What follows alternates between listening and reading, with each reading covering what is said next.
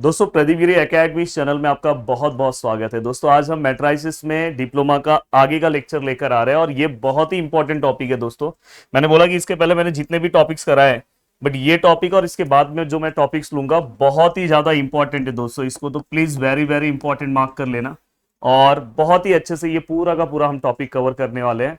और चलते हैं दोस्तों, वन बाय वन चीजों को स्टार्ट करते हैं। अब देखो इस लेक्चर्स में आपको डिटर्मिनेंट का भी हेल्प लगेगा। डिटर्मिनेंट जो मैंने आपको लेक्चर नंबर फर्स्ट में कराया और बहुत ही अच्छे से पूरा का पूरा पार्ट समझ में आएगा।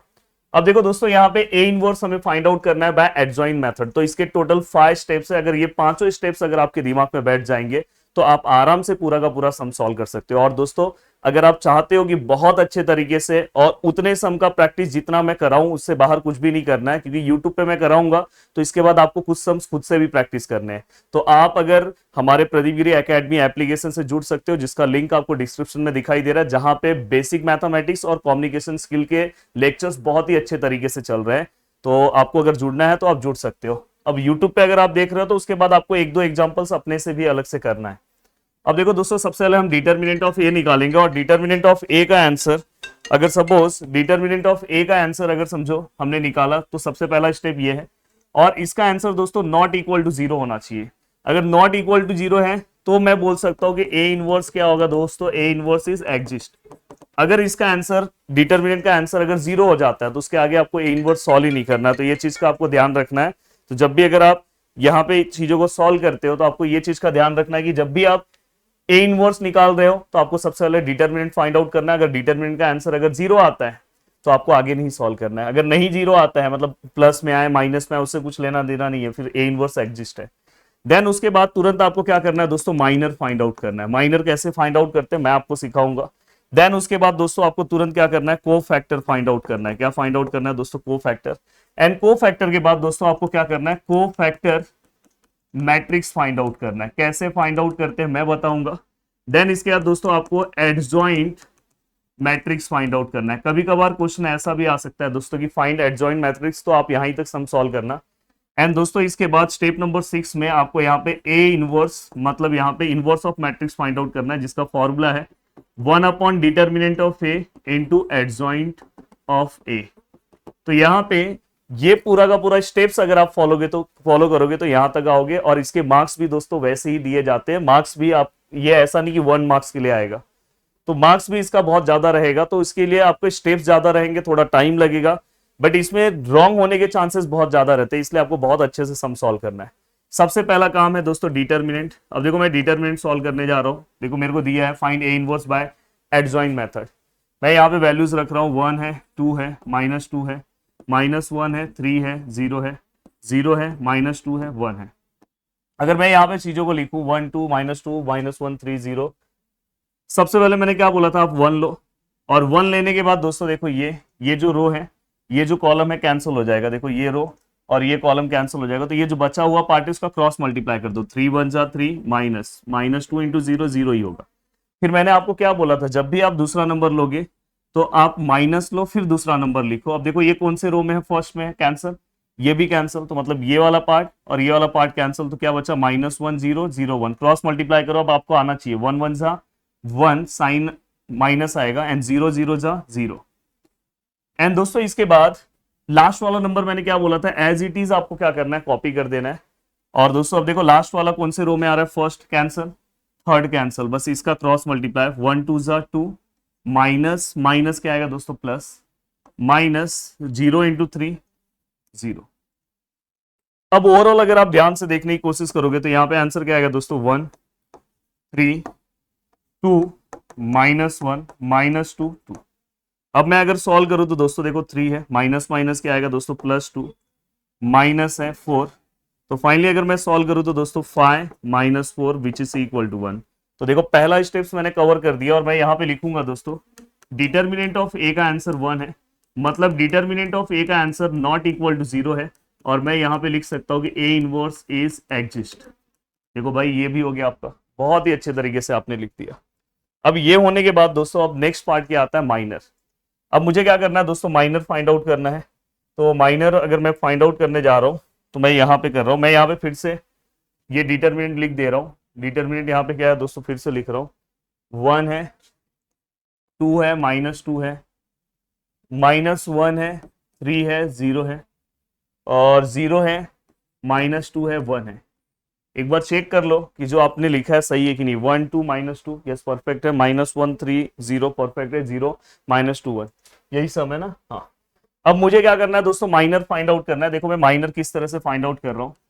M11, M12, M13, M21, M22, M23, M31, M32 and M33। देखो ये माइनर है।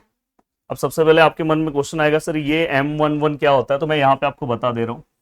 देखो दोस्तों, ये आपका मैट्रिक्स है। जैसे ये 1 है, 2 है, 3 है, 4 है, 9 है, 6 है, 4 है, 3 है, 2 है। तो दोस्तों ये जो पोजीशंस होते हैं ना, देखो ये जो पोजीशन है इसको हम क्या बोलते हैं, ये फर्स्ट रो फर्स्ट कॉलम, तो 1 1 आता है। ये क्या आएगा 1 2, ये क्या आएगा 1 3। वैसे ही सेम ये सेकेंड रो है, तो क्या आएगा सेकेंड रो फर्स्ट कॉलम। ये क्या है दोस्तों, second row second column, second row third column. तो वैसे यहाँ पे 31, 32, 33, तो ये पोजीशन आता है। यही मैंने यहाँ पे आपको बताया।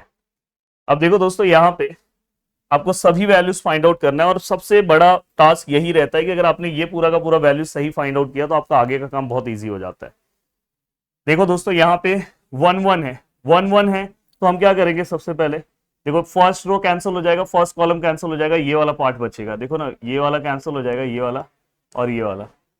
तो ये दोनों जैसे ही कैंसिल होगा तो ये वाला पार्ट बचेगा। देखो ये और ये हमने कैंसिल कर दिया, तो बचा क्या, तो 3 1 -2 0। तो क्या बचा दोस्तों, 3 1 -2 0। तो जो बचा हुआ है उसका क्रॉस मल्टीप्लाई करो, 3 1 जा 3, माइनस -2 इंटू 0 क्या आएगा 0, और विच इज इक्वल टू 3। अब देखो 1 2 अगर मुझे निकालना है तो 1 2 मतलब ये वाला पोजीशन है, फर्स्ट रो सेकेंड कॉलम, तो ये और ये कैंसिल हो जाएगा। तो बचा वाला मल्टीप्लाई करोगे तो 1 1 जा 1, -1 -0 आएगा। क्या आएगा दोस्तों, -1 -0, तो -1 -0 विच इज इक्वल टू -1। अब यहां तक का पार्ट होने के बाद दोस्तों अब चलते हैं थर्ड। देखो 1 3 मतलब ये वाला पोजीशन, तो ये देखो ये और ये कैंसिल होगा, मतलब इसका क्रॉस मल्टीप्लीकेशन, 1 2 जा 2, माइनस माइनस क्या होता है दोस्तों प्लस, -3 0 जा 0, फाइनली आंसर 2। 2 1 अगर आप निकालने जा रहे हो मतलब ये वाला पार्ट। अब 2 1 अगर आप निकालने जाओगे तो कैसे निकालोगे दोस्तों, देखो ये रो, देखो मैं यहाँ पे बता दे रहा हूँ, -1 3 0 1 2 -2 0 -2 1। हमारा क्या है 3 2 1 है, 2 1 है मतलब ये है, ये और ये कैंसिल, मतलब second row first column cancel, और जो बचा है क्रॉस मल्टीप्लाई कर दो। 2 1 जा 2, -2 2 जा क्या आएगा दोस्तों 4, और माइनस माइनस प्लस, तो प्लस हमने लिखा और ये बीच का माइनस है, तो फाइनली आंसर -2 आएगा। अब देखो ये होने के बाद दोस्तों फिर से मैं एलिमेंट आपके लिए लिख रहा हूँ, क्योंकि ये जो मेरा पैनल है यहाँ पे बैक जाने का ऑप्शन नहीं रहेगा, फिर मेरा ये रफ हो जाएगा। तो मैं यहाँ पे क्या कर रहा हूँ, अगर सपोज मैं ये ले रहा हूँ, देखो 2 2 मतलब ये वाला पोजीशन है, तो ये वाला अगर पोजीशन है तो देखो ये 2 मतलब second row second column cancel, 1 1 जा 1, -2 इंटू 0 0, तो फाइनली आंसर 1। अब यहाँ तक का पार्ट होने के बाद फिर से अगर मैं इसे लिखने की कोशिश करूँ तो देखो फिर से नेक्स्ट के लिए 2 3 -1 0 -2, बार बार आपको ऐसे लिखना नहीं है, एक बार अगर आपको समझ में आ जाए तो आप फटाफट सॉल्व कर लोगे। देखो 2 3 है, मतलब ये वाला पोजीशन है, तो ये और ये कैंसिल हो गया, सेकेंड रो थर्ड कॉलम, 1 2 जा 2, -2 -0 विच इज इक्वल टू -2। अब यहां तक का पार्ट होने के बाद दोस्तों अब देखो ये रैंडमली आप नीचे के वैल्यूज भी निकाल सकते हो। 3 1 का अगर आप वैल्यूज निकालने जा रहे हो इसका, तो देखो ये कैंसिल हो जाएगा और ये कैंसिल हो जाएगा, तो ये और ये अगर कैंसिल हो जा रहा है, 3 1 मतलब थर्ड रो, देखो दोस्तों थर्ड रो और फर्स्ट कॉलम कैंसिल हो जा रहा है, तो जो बचा हुआ पार्ट है ये 2 0 जा 0, -3 2 जा 6, और -6 आएगा, तो यहाँ पे एक और माइनस आएगा जिसको हम लिख सकते हैं 0 + 6 which is equal to 6। And दोस्तों इसके बाद 3 2 मतलब ये वाला position, third row second column, तो देखो ये और ये कैंसिल हो गया, तो 1 0 जा 0, माइनस यहाँ पे क्या आएगा -1 इंटू 2, 1 2 जा 2, माइनस माइनस प्लस, तो यहाँ पे फाइनली -2 आंसर है। अब देखो दोस्तों लास्ट के लिए भी अच्छे से लिख दे रहा हूँ, 2 है -2 है -1 है 3 है 0 है 0 है -2 1, 3 3 अगर आप ये पोजीशन पे जा रहे हो तो ये थर्ड कैंसिल, बचा हुआ क्रॉस मल्टीप्लाई, 3 1 जा 3, माइनस 2 1 2 -2, देन यहाँ पे 3 + 2 विच इज इक्वल टू 5। बहुत ही अच्छे तरीके से हमने ये पूरा का पूरा पार्ट क्या किया है दोस्तों, सॉल्व किया है। अगर आप यहाँ पे देखने की कोशिश करोगे तो A to Z पार्ट बहुत ही अच्छे तरीके से सॉल्व करने की हमने कोशिश की है।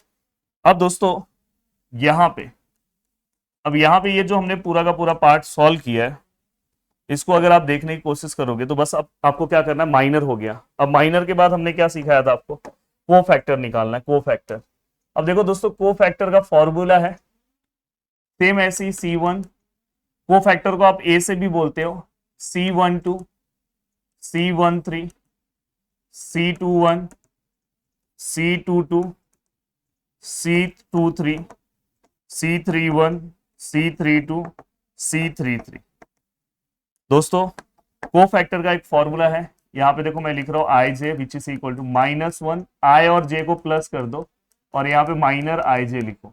बस ये फॉर्मूला आप मेंशन करो, उसके बाद आंसर आप डायरेक्ट लिखो, कुछ भी मत सोचो। देखो बस ये बेसिक इंफॉर्मेशन आपको होना चाहिए। 1 है, 3 है, 5 है, 7 है, 9 है, इसको हम क्या बोलते हैं, ऑड नंबर। 2 है, 4 है, 6 है, 8 है, इसको हम क्या बोलते हैं दोस्तों, इवन नंबर। तो कहीं पे अगर समझो प्लस में इवन आया, प्लस करने पे क्या आया, इवन, तो हम सेम रखेंगे। और कहीं पे प्लस करने पे अगर समझो ऑड आया तो हम क्या करेंगे, चेंज करेंगे। बस ये रूल आप फॉलो करो, फटाफट आंसर आएगा। मैं ये रूल इसलिए बता रहा हूँ, नहीं तो बहुत सारे लोग आपको ऐसा बोलेंगे कि स्टार्टिंग का पहला सेम रखो फिर चेंज करो, सेम रखो चेंज करो। ये तो सही है, यहाँ आप सॉल्व कर लोगे, बट 2/2 में आप रॉन्ग कर दोगे, इसलिए हमेशा ये रूल याद रखा करो। अब देखो दोस्तों, यहाँ पे 1 और 1 का प्लस कितना है, 2। 2 क्या हो गया दोस्तों, इवन नंबर है, मतलब सेम रखेंगे। ये जो आंसर है सेम। देखो यहाँ पे 1 और 2 कितना, 3 आया, ऑड नंबर है, मतलब चेंज होगा। -1 का उल्टा क्या आएगा, 1। 1 और 3 क्या आएगा, 4, मतलब सेम आएगा दोस्तों। 2 और 1 3 है, ऑड नंबर है, मतलब दोस्तों चेंज होगा, -2 का उल्टा 2। देखो 2 2 है दोस्तों, 4 होगा, सेम आएगा, तो 2 2 का आंसर जो आया वो सेम टू सेम लिख दो।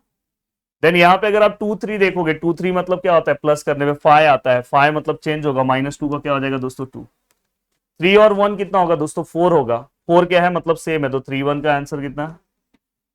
देन इसके बाद अगर आप देखोगे 3 2 है, तो 3 2 का अगर आप आंसर देखने जाओगे तो 3 2 का प्लस करोगे तो कितना आएगा दोस्तों, 5 आएगा, मतलब चेंज होगा, -2 का उल्टा 2।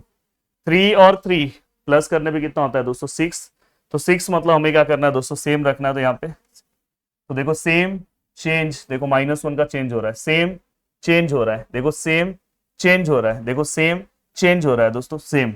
आप ऐसे भी फॉलो कर सकते हो, बट 2/2 में मिस्टेक हो जाता है, वहां पे गड़बड़ हो जाएगा, सेम चेंज करने जाओगे, इसलिए ये रूल भी आपको पता होना चाहिए।